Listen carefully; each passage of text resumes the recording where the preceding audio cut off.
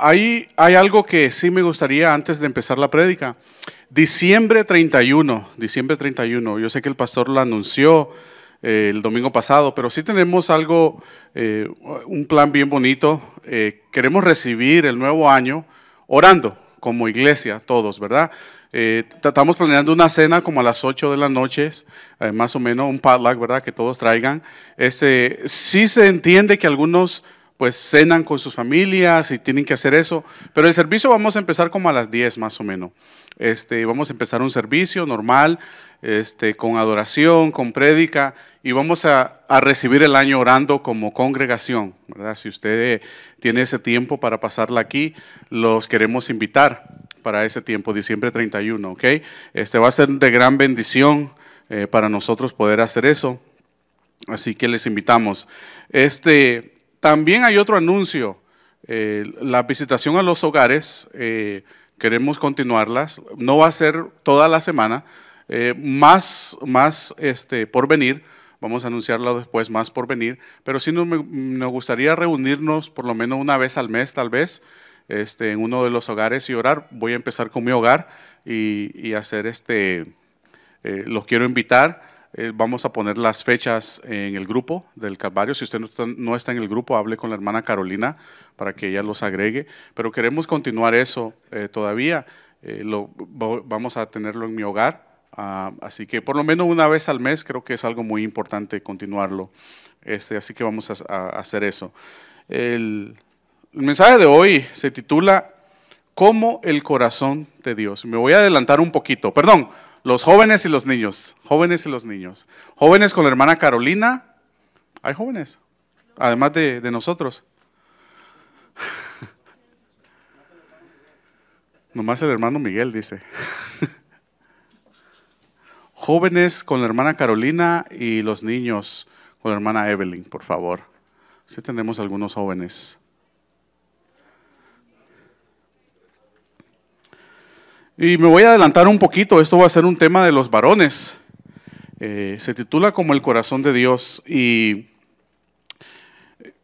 conversando con el pastor acerca de lo que hemos estado estudiando en Primera de Samuel, hemos descubierto, ¿no?, que Dios está lidiando primero lidia con el corazón de Saúl y después lidia con el corazón de David. Estamos en ese proceso, ¿no?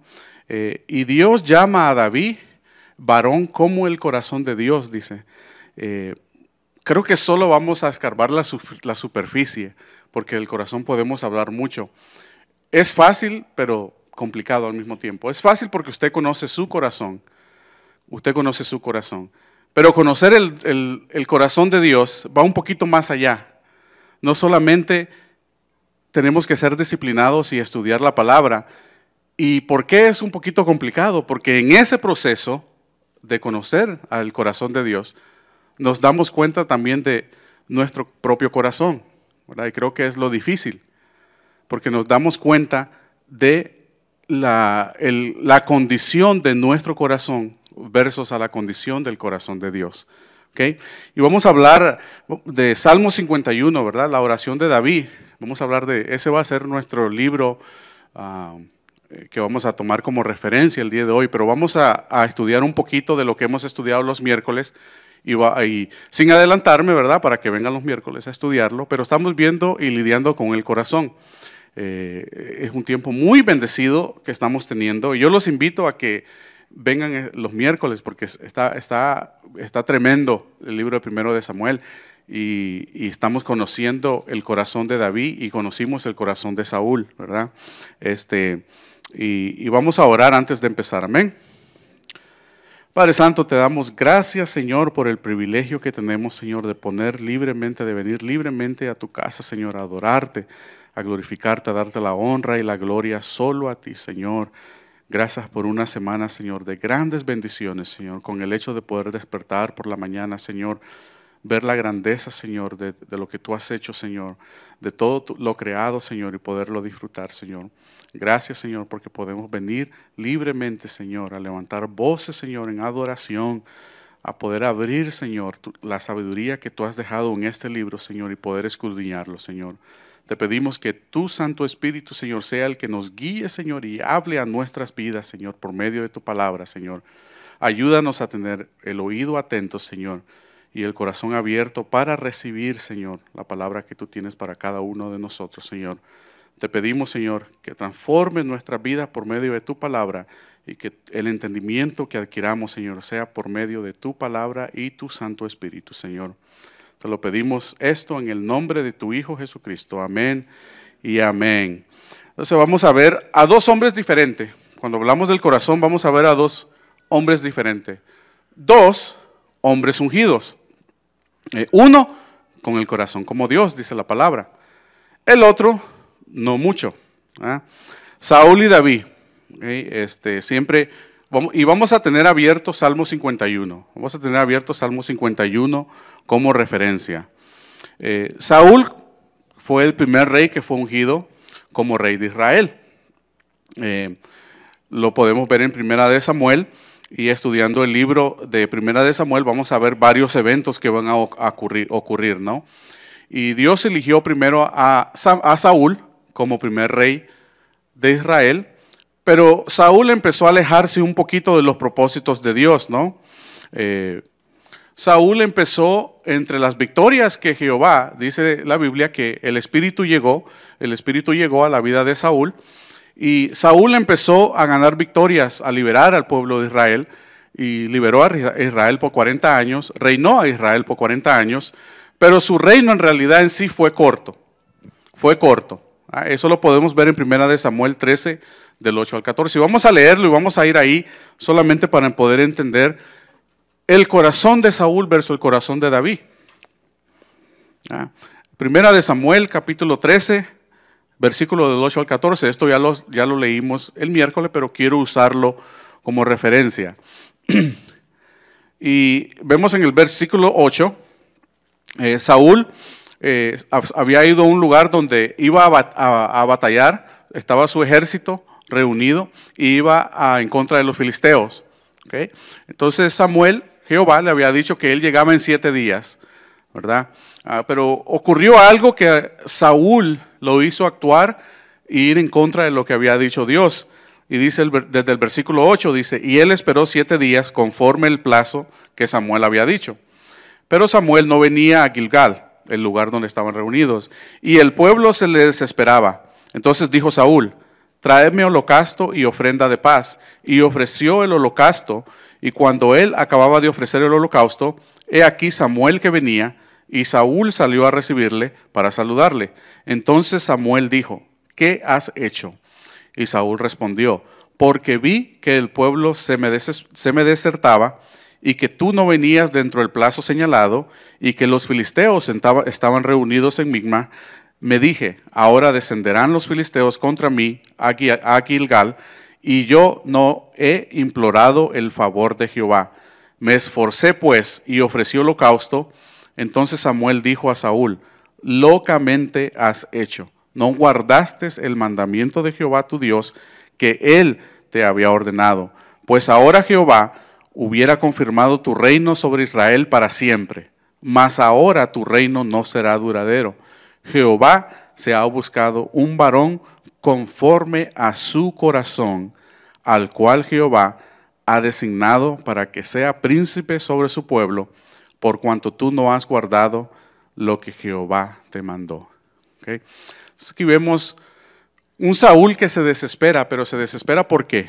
¿Verdad? Él esperó los 7 días indicados por Jehová, pero él se desesperó que al 7º día, yo me imagino que eso pasó durante el día. Samuel llegó en la tardecita, pero él dijo, Samuel no llega. Pero él actuó porque el pueblo, dice, lo desertaba. El pueblo lo desertaba. Y hay un punto muy, muy importante acerca del corazón de Dios. El corazón de Dios, tener como el corazón de Dios, no es yo voy a actuar conforme a los que las otras personas están actuando, conforme a lo que está pasando a mi alrededor, a mi medio ambiente, por culpa o por culpa de las personas que están a mi alrededor. Un punto muy importante que vamos a aprender y vamos a leer. La acción de Saúl toma lugar cuando él ve una reacción del pueblo, no la reacción de Dios. Dios ya le había dado un mandato a Saúl. Ya le había dicho que esperara por Samuel, ya él tenía que haber esperado. Y algo más importante, Jehová ya le había dicho a Saúl que le iba a dar la victoria. Y imagínense que Saúl aquí, por medio de este evento, su reinado iba a ser anunciado y iba a ser confirmado por el resto de sus días, dice. Por siempre, dice la palabra. Por una desobediencia de Saúl, por seguir la reacción del pueblo, Saúl reaccionó y eso le costó su reinado. Algo muy importante primero, para conocer el corazón de Dios tenemos que ver primero qué no es el corazón de Dios. Y el corazón de Dios no es yo actuar por medio la reacción que tienen otros, sino actuar por la guía de Dios y Jehová, ¿verdad? Todos nosotros podemos reaccionar a lo que un cristiano hace, pero mi relación con Dios no es basada en la reacción de otros. Por eso es tan importante, hermanos. Miremos 1 Corintios 1:10. ¿Por qué es tan importante el mandato de Jesucristo a que nos amemos unos a otros? 1 Corintios 1:10 dice: os ruego, hermanos, por el nombre de nuestro Señor Jesucristo, que todos os pongáis de acuerdo y que no haya divisiones entre vosotros, sino que estéis enteramente unidos en un mismo sentir y en un mismo parecer. ¿Qué estaba pasando entre medio del pueblo de Israel? Una división. Cuando el pueblo está desconectado de Dios, ¿verdad? Pero el líder, si está conectado de Dios, Saúl como líder, podía haber esa conexión por medio de él y haber reinado el pueblo de Israel, ¿verdad? Si todos estuvieran, como dice 1 Corintios 1:10, en un mismo sentir, en un mismo parecer, esto no hubiera ocurrido. La reacción del pueblo no hubiera sido esa. La reacción del pueblo hubiera sido todo tranquilo y relajado. Saúl sabe lo que está haciendo, está siendo guiado por Dios. Por eso es tan importante esto, ¿verdad? Así que punto número 1, saber que el corazón de Dios no depende de la reacción que tienen los demás, ¿verdad? Claro, lo ideal es lo que dice 1 Corintios, que todos estemos unidos y que todos nos pongamos de acuerdo por medio del Espíritu. Samuel supo, cuando Samuel llegó, él supo inmediatamente que Saúl había hecho algo no correcto, porque enseguida le preguntó: ¿qué has hecho? Samuel estaba siendo guiado por el Espíritu Santo, ¿verdad? Porque enseguida le preguntó. Después vamos a aprender que el Espíritu de Dios se aleja de Saúl. Samuel lo dice: porque no has cumplido el mandato de Dios y su reinado será corto. El Espíritu después se aleja de Saúl. Así que ahí miramos un corazón completamente opuesto a lo de Dios. En 1 Samuel 24 y 26, Saúl es influido por la gente, ¿no? Saúl mira que la reacción del pueblo y el pueblo hace la influencia de Saúl para él reaccionar. En 1 Samuel 24 y 26 aprendemos que David pudo haberlo matado. Y no lo vamos a leer, pueden escribirlo, no lo vamos a leer porque lo vamos a estudiar los miércoles, pero vamos a aprender que David pudo haber matado a Saúl si él quisiera. Vamos a aprender que Saúl se vuelve en contra de David, tiene celo, empieza a tener celo y va en contra de David, y una vez más Saúl es influido por la gente, por las personas. En el capítulo 24 llegan a Saúl y le dicen: ¿dónde está escondido David? Porque David empieza a huir porque sabe que Saúl viene detrás de él. Nuevamente, no lo vamos a leer todo porque lo vamos a estudiar los miércoles, pero vamos a aprender que David empieza a huir porque Saúl viene detrás de él y lo quiere matar. Algo que miramos en el capítulo 24 y el 26 de 1 de Samuel es que David tuvo la oportunidad de matar a Saúl. Vamos a ver que primero como nuevamente Saúl es influido, le llegan a él a Saúl y le dicen: hey, sabemos dónde está David, David está aquí en este lugar, lleva a tus hombres, destrúyelo, mátalo y ve y hazlo. Y Saúl le hace caso nuevamente, es influido y le hace caso y agarra 3,000 hombres y va detrás de David. Después aprendimos que Saúl en la noche a descansar se mete a una cueva y en esa cueva estaba David también descansando y David estaba con sus hombres. Y miramos ahí una de las primeras señales del corazón de David. Ya aprendimos que Dios lo escogió porque dice que era como el corazón de Dios. Y miramos la diferencia cómo David no es influido por las personas a su alrededor. Sus guardias le dijeron, ahí está él, ahí duerme, ve y mátalo, le dijo. Y David, ¿qué hizo? Le dijo que no. Le dijo que él no iba a levantar su mano contra alguien que Dios había ungido, ¿verdad? La mano contra alguien que Dios ya había ungido. Recordemos que Dios lo ungió, Samuel ungió a Saúl, sin embargo no era rey. David pudo haber terminado con su vida, David pudo haberlo hecho en ese momento, pero no lo hizo. David todavía tenía esa convicción, tenía la convicción del Espíritu Santo de que si no era el mandato de Dios, si Dios no lo había mandado a hacer eso, David no lo iba a hacer. Miramos el conflicto de su corazón, el conflicto cuando él tiene y le hace caso al Espíritu. Y la palabra dice en el capítulo 26, versículo 7, dice, y así fue como David influyó a sus guardias, a los que estaban a su alrededor. Así fue como David influyó. Volvemos otra vez. Yo no voy a ser influido por lo que está pasando a mi alrededor o por otras personas. Saúl había sabido que él era el ungido.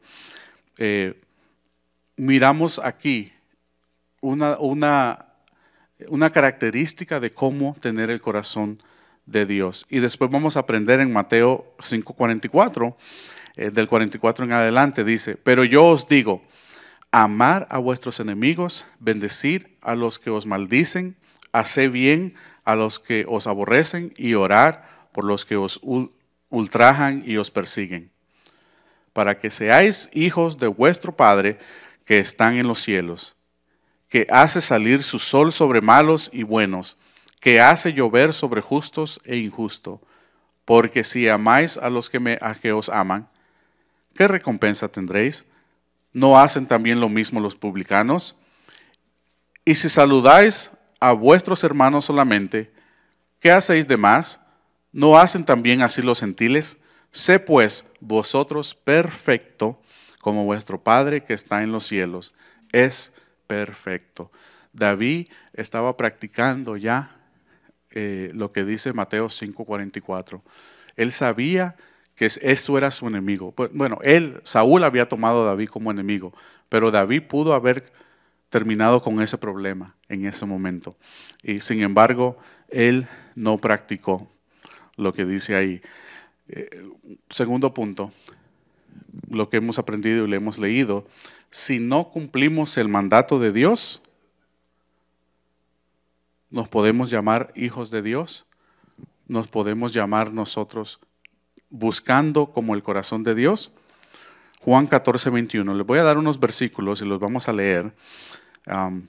Y eso solamente, como les digo, vamos apenas vamos a excavar un poquito de la superficie de lo que es tener el corazón de Dios. Juan 14:21 dice, el que me obedece y hace lo que yo mando, demuestra que me ama de verdad. Al que me ame así, mi Padre lo amará, y yo también lo amaré y le demostraré cómo soy en realidad.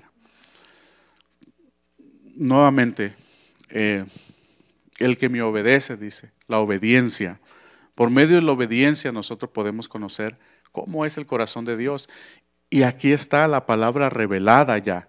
Aquí dice, lo amaré y le mostraré cómo soy en realidad.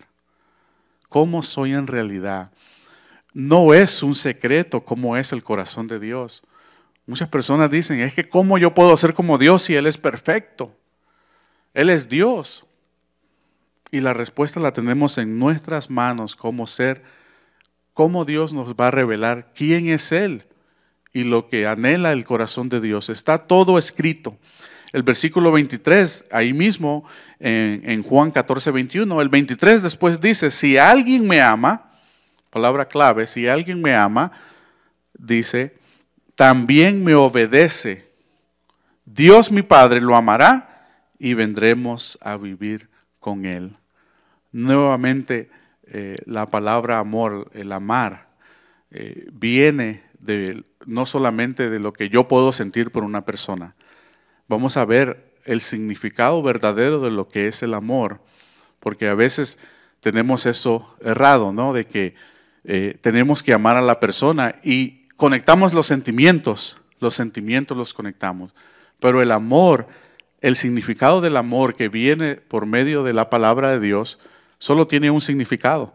Solo tiene un significado. Independientemente de lo que yo pueda sentir, independientemente de mis sentimientos, bajo la palabra de Dios, el amor es solamente un significado. Y ese es el significado que nosotros debemos de tener por siendo hijos de Dios, seguidores de Cristo.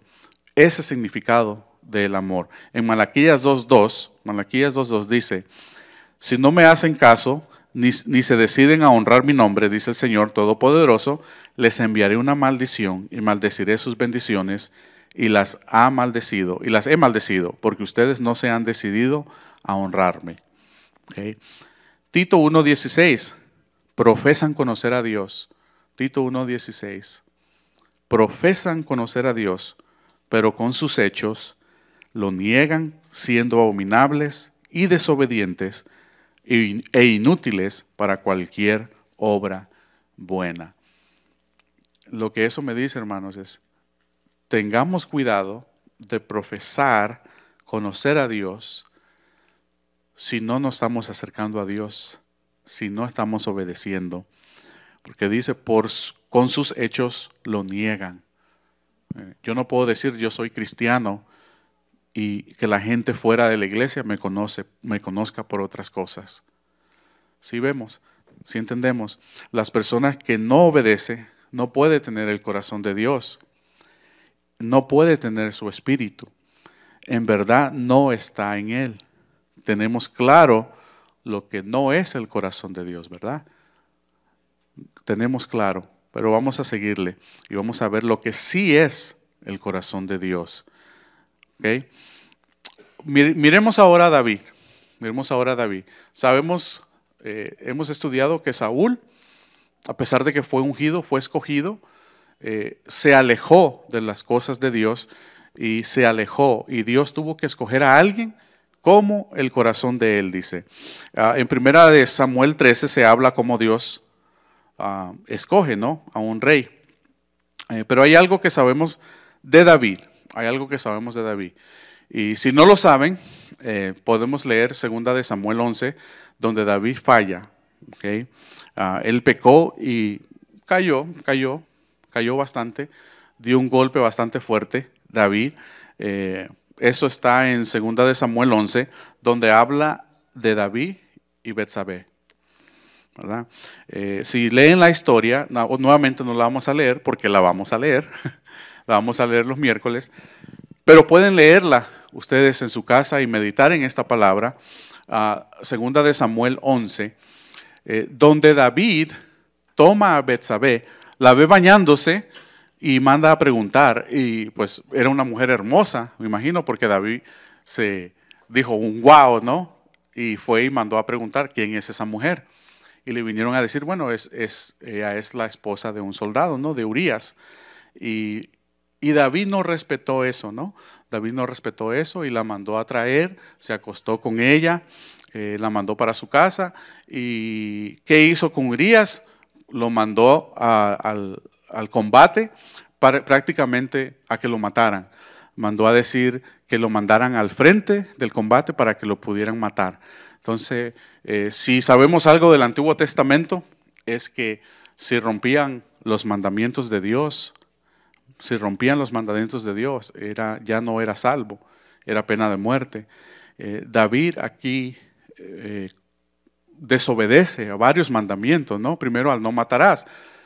aunque él prácticamente no levantó y lo hizo él mismo, lo mandó a matar, para que lo mataran. Esa era la verdadera intención de David, que lo mataran. Después, pues, cometió adulterio, tomó a Betsabé, ¿no? Y codició la mujer de su prójimo, ¿verdad? Entonces, no habla muy bien, no habla muy bien. Y todos pueden decir, y todos pueden opinar y decir, bueno, ¿cómo es que David tenía el corazón como Dios y pudo hacer todas estas cosas? Tuvo 7 esposas, ¿verdad?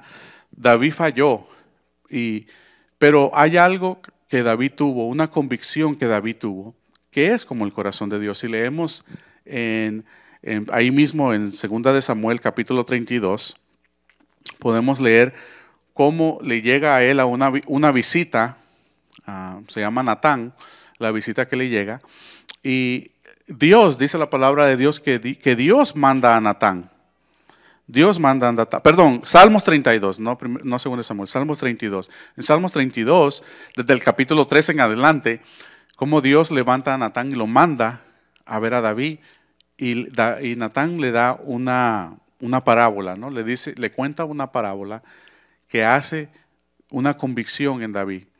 Y David empieza a decir, muestra que tenía esa convicción cuando habla de su propio silencio, ¿verdad? Porque pasa un tiempo, después de que él hace esto, pasa un tiempo, en ese tiempo estaban en Egipto, y la cultura egipcia era normal lo que David había hecho, era todo normal. Aunque él tal vez hubiera hablado lo que él hizo, para los egipcios, para la cultura egipcia, era algo normal.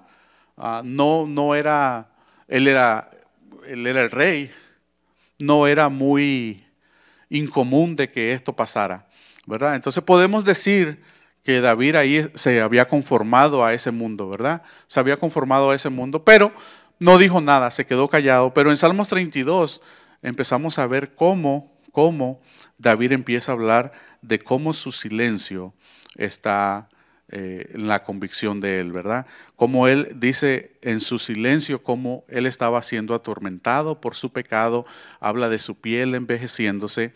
La visita de Natán está en 2 de Samuel 12, del 1 al 6, la parábola que Natán le llega a comentar a David, y David habla de eso en Salmos 32, de su silencio, de cómo él empieza a tener esa convicción. Entonces ahí vamos a ver cómo David, en medio de su silencio, todavía el Espíritu de Dios estaba con él, y el Espíritu de Dios estaba poniendo convicción en la vida de David.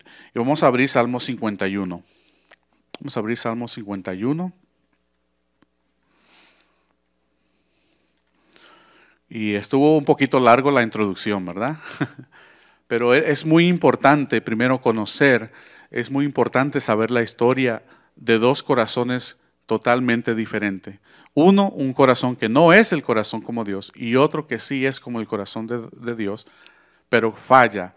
David falla y cae, y varios eventos ocurren en la vida de David, pero eso no significa que David esa convicción no la tenía.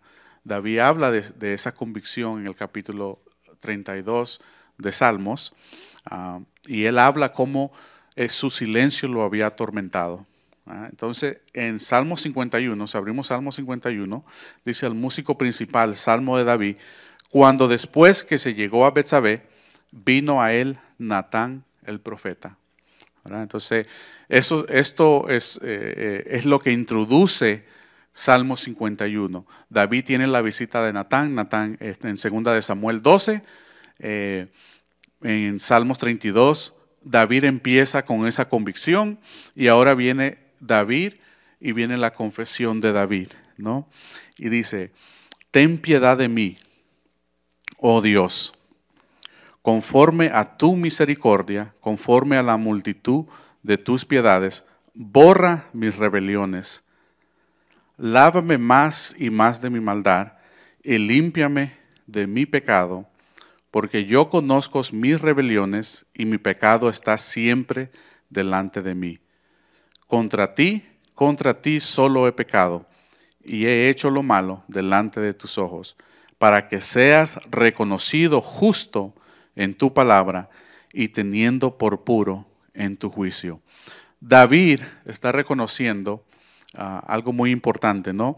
Él está reconociendo que él cometió pecado en contra de Dios, independientemente de lo que él estaba viviendo, independientemente de que si lo que él había cometido era algo normal para el pueblo egipcio.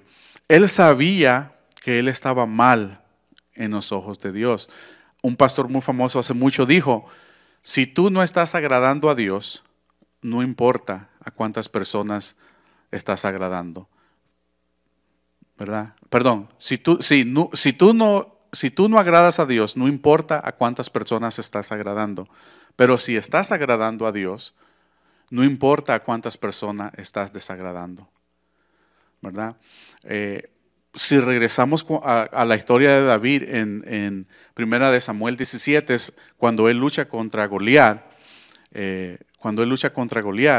recuerden, al principio lo estudiamos este miércoles, cuando David, antes de pelear con Goliat, dice que Goliat lo empezó a ofender, y David le responde y le dice y le anuncia la victoria de Jehová, la fuerza que él tenía en Jehová. Y cuando llegó y les reclamó a los israelitas, ¿no son ustedes el pueblo escogido? Él les reclama, dice que sus mismos hermanos le reclamaron y lo reprocharon. A David no le importó eso, ¿verdad? Sus mismos hermanos lo acusaron y le dijeron, ¿qué vienes a hacer tú aquí? Si no vienes a pelear, ya conocemos a lo que vienes. ¿Se acuerdan que lo estudiamos? Sus mismos hermanos le reprocharon. ¿Qué hizo David? David le valió lo que sus hermanos dijeron, porque David sabía lo que iba. David tenía el Espíritu de Dios con él. Entonces, hermanos, una persona que quiere tener y busca el corazón de Dios, sus acciones no pueden ser dictadas por otras. Sus acciones es dictada por el Rey de Reyes. Y si el Espíritu de Dios está con nosotros, la gloria y la honra es para Él, aún así no estemos de acuerdo, ¿verdad? Lo ideal fuera que estuviéramos de acuerdo. Ese es el propósito de la congregación, ese es el propósito de un solo espíritu, ese es el propósito de ser parte de un solo cuerpo, estar todos de acuerdo. A veces sabemos que no pasa así, y yo siempre digo, la verdad duele, pero no ofende. No debería de ofender, esa es la verdad. ¿Duele? Claro que sí duele. Si yo le pregunto a alguien, ¿estoy gordo? Y me dice sí, pues me dolió un poquito, ouch, estoy gordito, pero es la verdad, no me debería de ofender, ¿verdad? No me debería de ofender. Vivimos en un mundo donde hoy en día la verdad ofende, ¿verdad? El otro día se me salió una palabra para describir, era una persona pequeña y estábamos buscando uniformes. O sea, ¿cómo me pueden describir cuando a mí me dicen, oh, ordénale esta, y era una ropa de niño y estoy viendo que era un hombre? Yo no lo sabía, pero yo me imaginé y dije, es una persona pequeña, y me dijeron, no digas eso. ¿Por qué? Dije, ahora no se puede decir que es persona pequeña o que es enana. No puedes decirlo, es ofensivo. Pues, entonces, ¿qué digo? ¿Qué digo? Nada, me dice que es persona normal. Yo sé que es persona normal, dice, pero estoy hablando de su tamaño.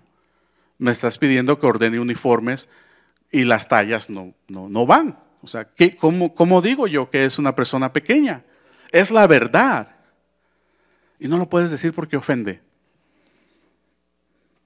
Hoy vivimos en un mundo, hermanos, donde la verdad a nadie le va a gustar y la van a tomar como ofensa, ¿verdad?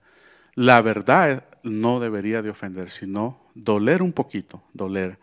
Y David dice en el versículo 3, porque yo reconozco mis rebeliones y mi pecado está siempre delante de mí. El clamor de David al confesar, y es muy interesante lo que dice al principio. David dice, ten piedad de mí, oh Dios, conforme a tu misericordia. David de entrada no le estaba pidiendo perdón a Jehová que me perdones, sino que David está reconociendo lo que es Dios y que si es la voluntad de Dios perdonarlo, es lo que él está pidiendo, no que Dios me tiene que perdonar. Contra ti, dice, y contra ti, lo dice 2 veces, contra ti, no con ninguna otra persona, no con el pueblo egipcio. Él sabía que él estaba mal en los ojos de Dios. Y dice el versículo 5, he aquí en maldad he sido formado y en pecado me concibió mi madre. He aquí tú amas la verdad en lo íntimo y en lo secreto me has hecho comprender sabiduría. Porque es importante nuestro tiempo con Dios, nuestro devocional con Dios diario, a solas con Él. Nosotros podemos venir aquí y a la simple vista yo no sé lo que ustedes están pensando. Yo no sé qué está pasando por la mente de ustedes, pero Dios sí lo sabe. Dios sí lo sabe. Y David le está diciendo a él, nadie lo sabe, ¿no? O si lo saben, no importa. Pero David sabía que en lo más profundo de su corazón, en lo secreto, Dios sabía lo que él había hecho. Y Dios estaba confesando. Creo, hermano, que una de las cosas más difíciles cuando tenemos una relación con Dios es no engañarnos a nosotros mismos y ser honesto con Dios y decirle, Dios, pues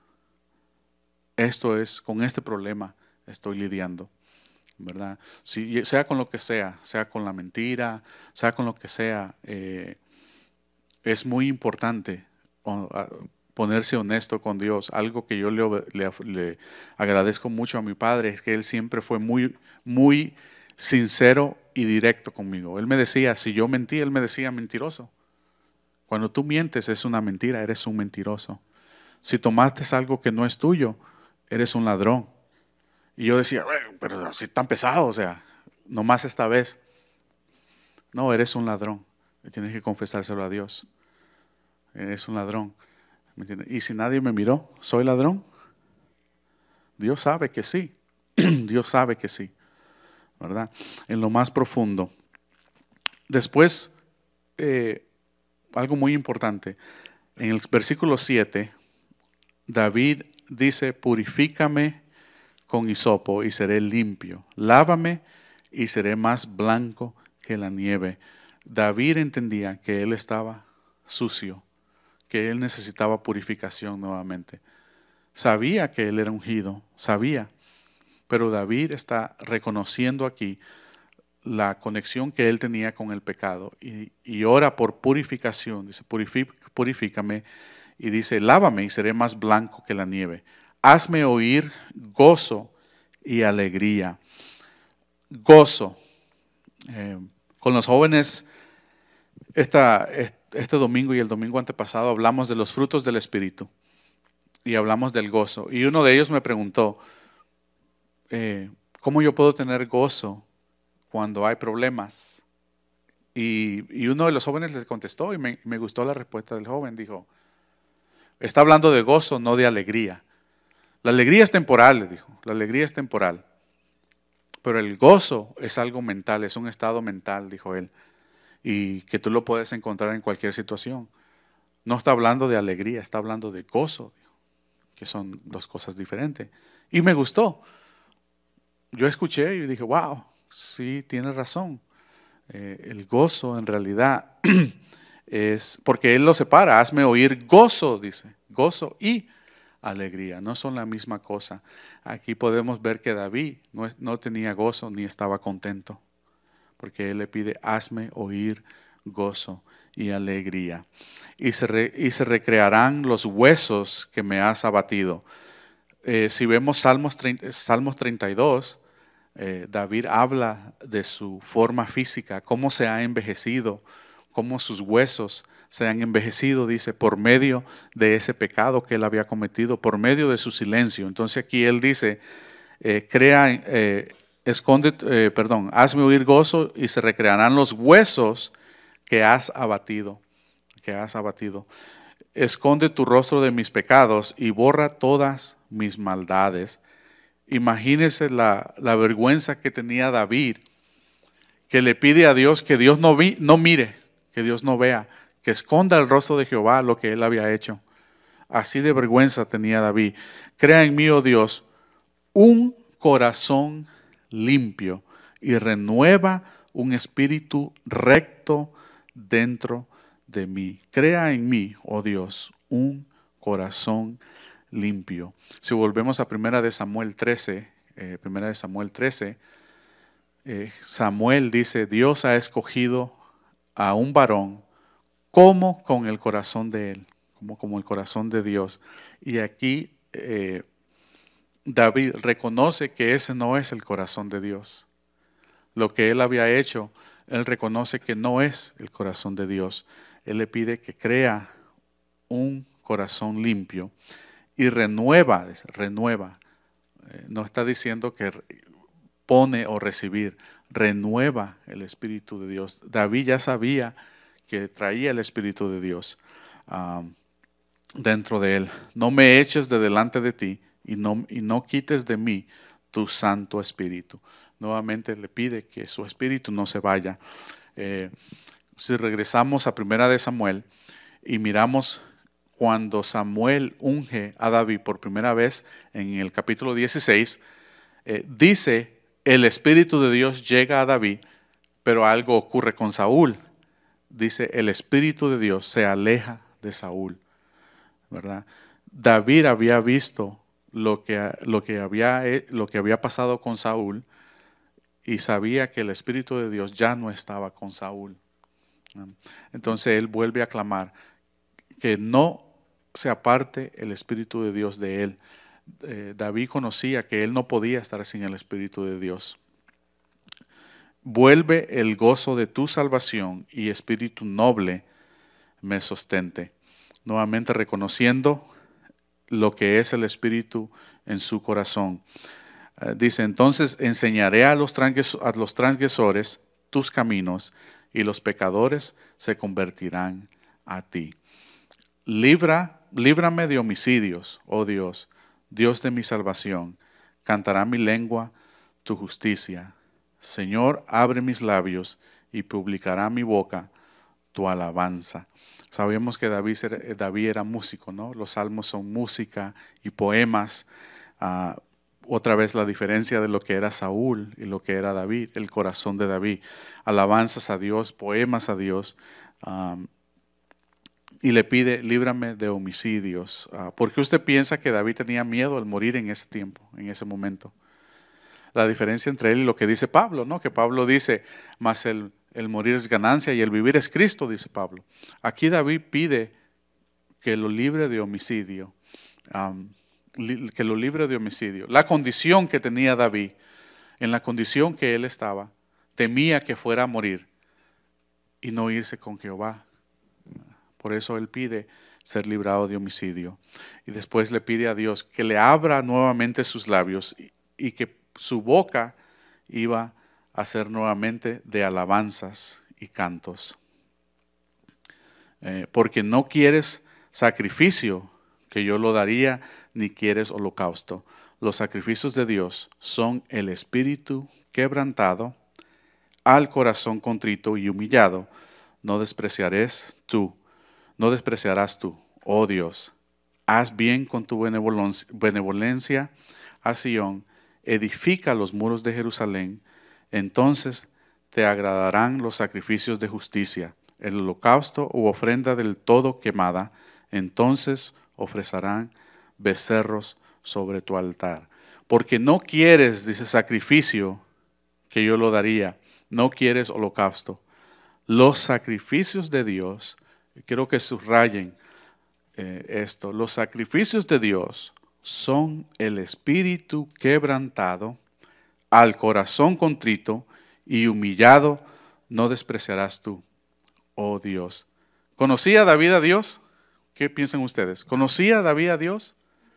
Sabía que ningún sacrificio, ningún holocausto iba a agradar a Dios en esa condición.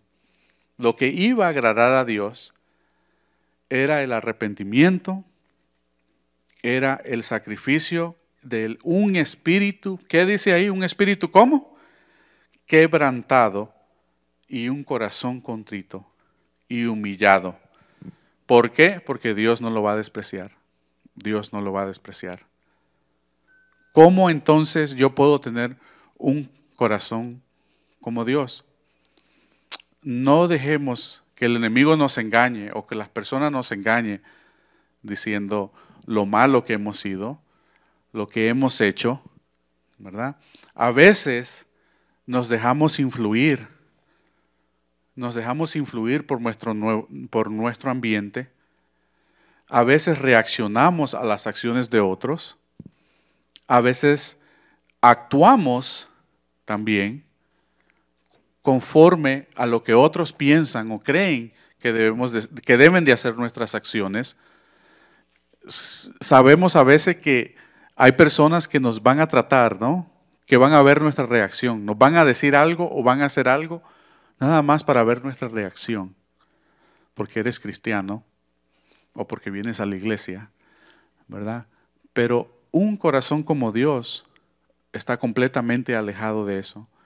Un corazón como Dios es aquel que da un espíritu quebrantado cuando comete el pecado. El pecado debería de quebrantar nuestro corazón, ¿verdad? Y humillarnos nosotros ante Dios, ¿verdad? Entonces, ¿cómo es tener un corazón como Dios? Es saber, conocer de que sí hemos pecado, de que sí hemos sido malos, pero lo que mueve el corazón de Dios, lo que mueve el Espíritu Santo es nuestra obediencia a Dios, pidiéndole perdón a Dios, de verdad tener un corazón contraído por el pecado, por lo que vamos de hacer, reconocer de que hemos pecado y arrepentirnos. Porque eso es lo que mueve el corazón de Dios. ¿Usted quiere mover a Dios?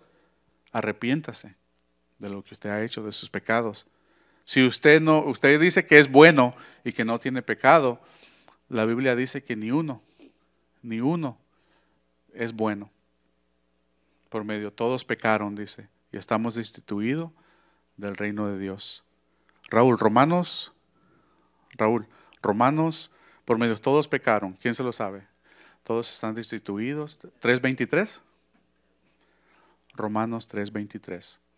Okay, así que si estamos nosotros engañándonos nosotros mismos diciendo que no necesitamos porque vive una vida correcta, está bien, va a la iglesia, hace lo que tiene que hacer, se lleva bien con todo el mundo.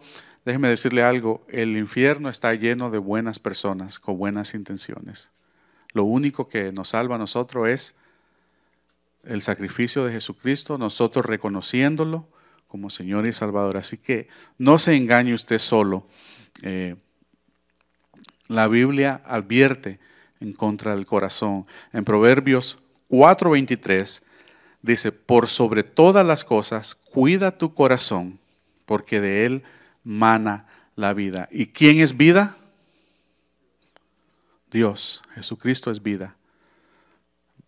Guarda tu corazón, porque de él mana la vida. Proverbios 27:19 dice, en el agua se refleja el rostro y en el corazón se refleja la persona. Proverbios 27:19. ¿Qué es lo que estamos reflejando nosotros? ¿Estamos reflejando como el agua, solo nuestro reflejo? ¿O estamos reflejando nuestro corazón por medio de nuestras acciones?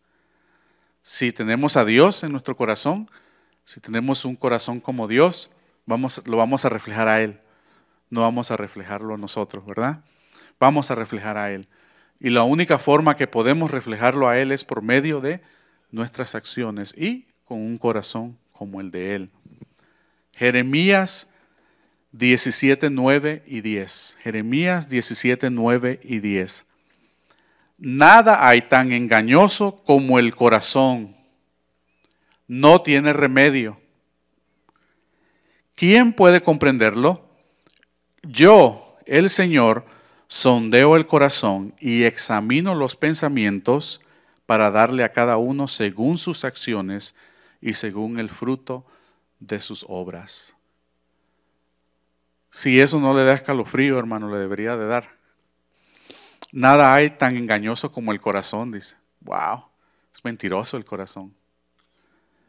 No tiene remedio. ¿Quién puede comprenderlo? No tiene remedio. ¿Quién puede comprenderlo? Yo, dice, hablando Dios, yo, el Señor, sondeo el corazón y examino los pensamientos, para darle a cada uno según sus acciones y según el fruto de sus obras.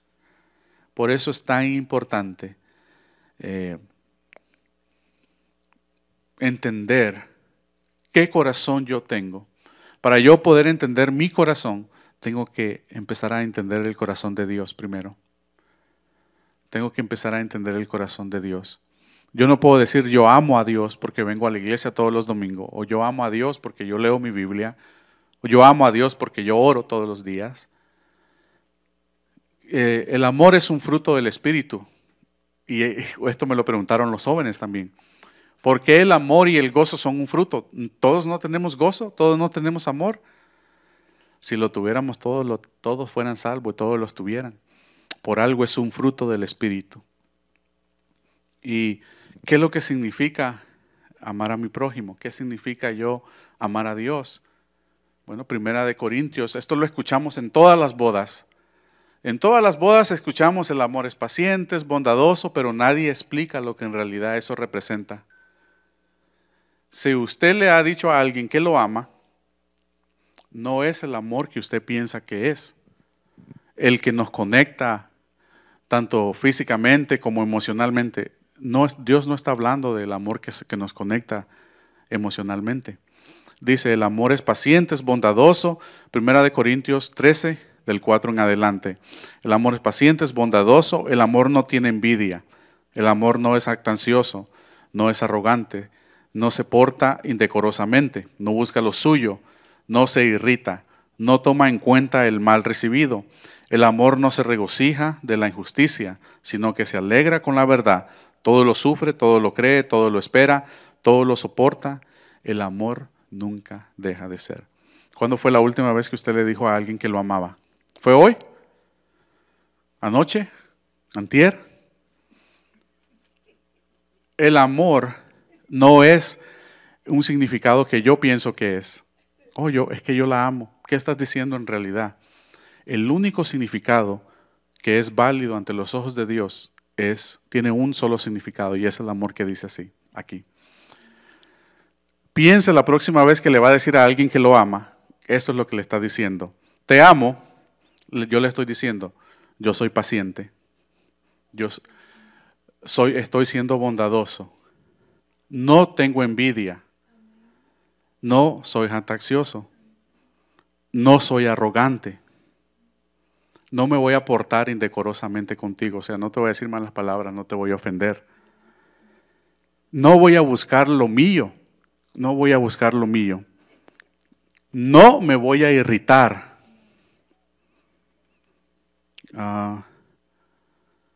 No voy a tomar lo malo que tú has hecho en contra de mí, no lo voy a tomar. No me voy a regocijar si algo malo te pasa. ¿Entiendes? Me voy a regocijar, sí, me voy a regocijar con la verdad, con que me digas la verdad. Estoy gordo, sí, estoy gordo. Estoy feo, estoy feo, yo lo sé. Lo voy a sufrir todo lo voy a sufrir por ti. Te voy a creer en todo. Voy a esperar todo, lo bueno, no lo malo, voy a esperar todo lo bueno de ti. Te voy a soportar. Y el amor nunca deja de ser. Nunca voy a dejar de amarte. ¿Cómo se siente ahora cuando le dice a alguien que lo ama? Usted ve por qué es un fruto del Espíritu. No es yo te amo porque tú cómo me haces sentir a mí. No, no lo es de esa manera. No es por eso, ¿verdad? A nadie, ¿verdad? Entonces, cuando nosotros hablamos de un corazón como Dios, no podemos tenerlo sin medio de su Espíritu. Si nosotros tenemos el Espíritu de Dios, no podemos tenerlo sin los frutos de su Espíritu. Es un paquete entero. Es un paquete entero, ¿verdad? Cuando usted compra un teléfono, no le llega sin el cargador, ¿verdad? Digo eso porque a veces ya no viene ni con el cubito, viene con el... Asumen que usted tiene el cubito, pero viene con el cargador, ¿verdad? Cuando usted compra una licuadora, no le viene sin el cable para enchuflarlo, ¿verdad? Es un paquete entero. Un corazón como Dios requiere yo conocer el corazón de Dios y rechazar el mío por naturaleza. El libro de Isaías habla de cómo nosotros debemos de someternos. Dice, te daré un corazón nuevo y quitaré el corazón de piedra y te daré uno de carne, dice, ¿verdad? Entonces nosotros, nuestro corazón duro, que lo traemos por naturaleza, tengo que renunciar y restaurarlo con el corazón de Dios. Pero el primer paso está en que yo sea perfecto, no está en eso. No, ¿cómo voy a llegar yo al corazón de Dios si soy malo, soy imperfecto? El primer paso de tener un corazón con Dios es en el espíritu arrepentido, en el corazón arrepentido, en el corazón que reclama, clama a Dios, lo recibe y deja que Él empiece a restaurar su corazón. Si yo digo que yo lo tengo y tengo su espíritu, tengo los frutos del espíritu. Entonces la próxima vez que yo digo, que yo le digo a mi esposa, a mis hijos, a mi hermano, yo te amo, pensemos en lo que en realidad estamos diciendo, porque para Dios ese es el único significado. Para Dios es el único significado. No hay otro significado. No hay que yo te amo porque me traes flores, te amo porque como me abres la puerta, te amo porque me tienes mi comidita lista, todo. No, es que no importa. Nosotros debemos de amar conforme a lo que dice la palabra de Dios, que es el amor. Ahora dice, todo el mundo va a decir, ahora no le voy a decir a nadie que lo amo. No deberíamos, porque esto ya lo traemos, el amor de Dios. Si nosotros aceptamos a Cristo en nuestro corazón, tenemos los frutos del Espíritu, nomás tenemos que ponerlo en práctica. No se trata de que son automáticos, tenemos que ponerlo en práctica. El amor a Dios requiere una acción y esa acción es la palabra de Dios, ponerla en acción.